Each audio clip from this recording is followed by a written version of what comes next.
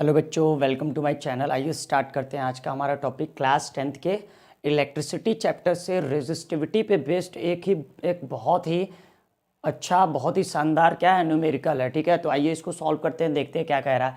कह रहा है the area of cross section of wire becomes half when its length is stretched to double.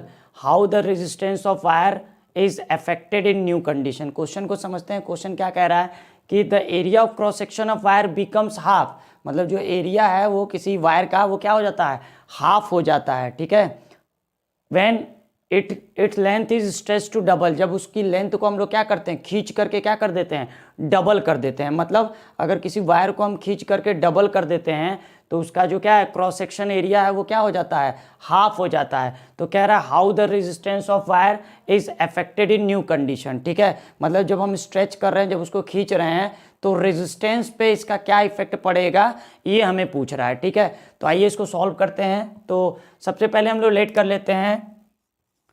Late the resistance of wire is equal to R, और क्या कर लेते हैं, length of wire is equal to L and area of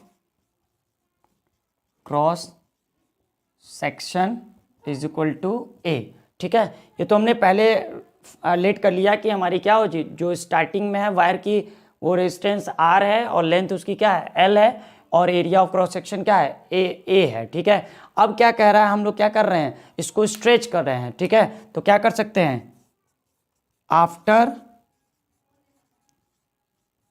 stretching the wire. ठीक है, stretch करने मतलब wire को स्ट्रेच करने के बाद, ठीक है, तब हमारा क्या हो जाएगा, हमारा रेजिस्टेंस पूछा है कि स्ट्रेच करेंगे तो रेजिस्टेंस ऑफ वायर अफेक्टेड मतलब किस तरीके से, तो हम मान लेते हैं क्या होगा, उसके बाद जो हमारा रेजिस्टेंस हो जाएगा वो रेजिस्टेंस इज इक्वल टू हम क्या लेते हैं, आर डैश ले लेते हैं। ठीक है, अब स्ट्रेच करने पे क्या हो रहा है, लेंथ क्या हो रही है, डबल हो रही है, तो हमारा क्या हो जाएगा, length of wire is equal to क्या हो जाएगा, पहले हमारी लेंथ कितनी थी, एल, अब स्ट्रेच करेंगे तो बोल रहा है डबल हो जाती है, तो क्या हो जाएगा 2L। और एरिया ऑफ क्या कह रहा है, area of cross section become half, और एरिया ऑफ क्रॉस सेक्शन क्या हो जाता है, हाफ, तो क्या हो जाएगा, area of cross section is equal to क्या हो रहा है, हाफ हो जा रहा है। मतलब पहले हमारा area of cross section A था, तो अब क्या हो जाएगा,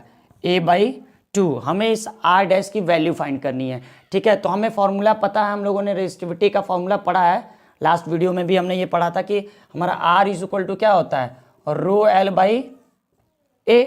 ठीक है, ये हमारा क्या होता है, R is equal to ρL/A।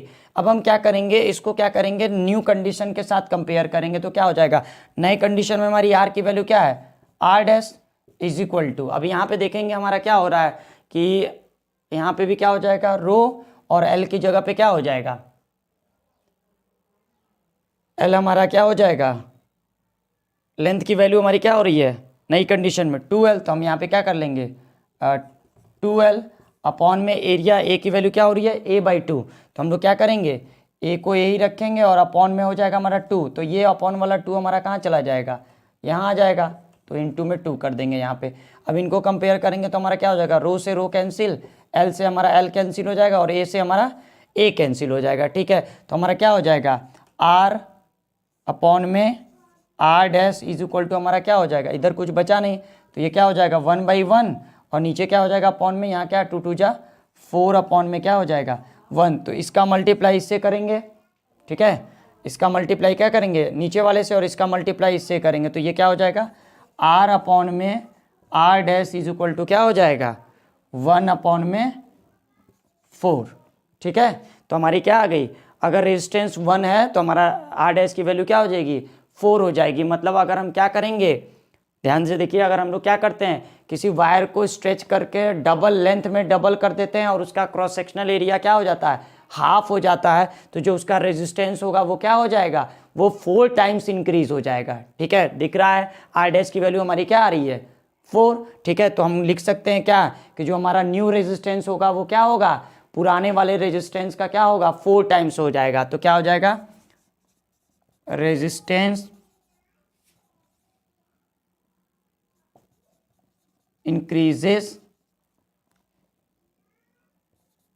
4 times. ठीक है, हमारा रेजिस्टेंस क्या हो जाएगा, इंक्रीज कर जाएगा। ठीक है, ठीक है, रेजिस्टेंस हमारी क्या हो जाएगी, वो इंक्रीज कर जाएगी कितना, 4 टाइम्स। ठीक है, तो इस तरीके के क्वेश्चन हमारे पेपर में आते हैं, तो आप इसको सॉल्व कर लीजिएगा। ठीक है, मिलते हैं नेक्स्ट वीडियो में। Thank you.